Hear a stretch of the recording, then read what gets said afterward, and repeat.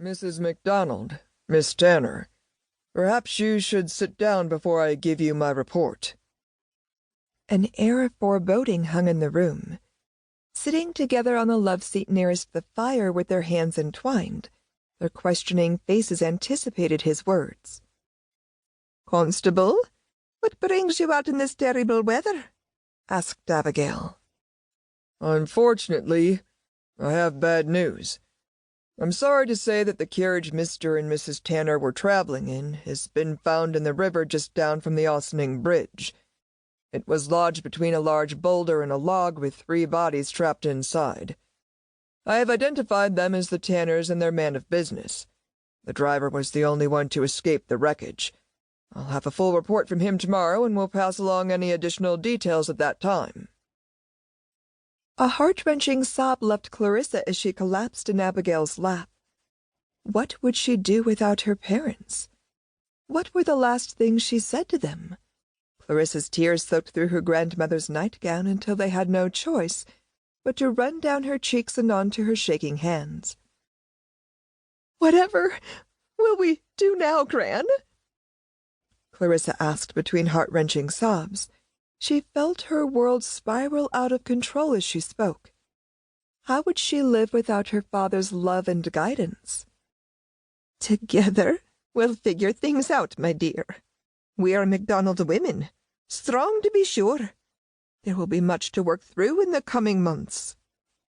A break in Gran's voice betrayed her calm manner as she wiped away tears. Clarissa knew that her grandmother's heart was breaking with the loss of her only daughter. "My deepest condolences, ladies. I'm at your disposal day or night," said the constable, as he departed the salon. They sat together in silence, gathering strength from each other, an orphan and a grandmother, lost in a sea of despair. Chapter 2. The days following the accident were like a blur to Clarissa and Abigail, each feeling numb and disconnected from their surroundings, merely going through their daily routines in a haze. Around them, Lockwood Manor was a beehive of activity, as friends and family arrived with flowers and words of condolence for the impending funeral service. Starting in the grand foyer, nearly every available tabletop was laden with bouquets or baskets of flowers. The downstairs maid arrived at the salon door with yet another visitor. "The Reverend is here to see you, Mrs. MacDonald." "Thank you. Please show him in." She patted Clarissa's hand and took a deep breath. Had she sent for him? She couldn't quite remember. The Reverend was a tall figure of a man who seemed to fill the salon with his presence. He greeted them warmly and extended a hand to Abigail. "Mrs. MacDonald, Miss Tanner, I am sorry for your loss. Please know that I am here to assist you in any manner possible during this time of grief and beyond." Clarissa's eyes were red and swollen. A damp handkerchief lay in her lap. She merely nodded in reply. Abigail directed him to a chair near where they were seated. "Reverend, so good of you to stop by."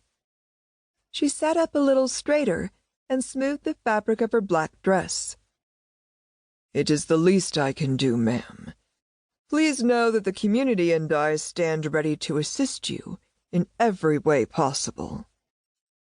He folded himself into the offered chair. Every visitor to this house in mourning felt the pall that hung in the air. Abigail's slightly raised chin gave the appearance of someone self-assured and in control of the situation, but that was far from what she was feeling inside.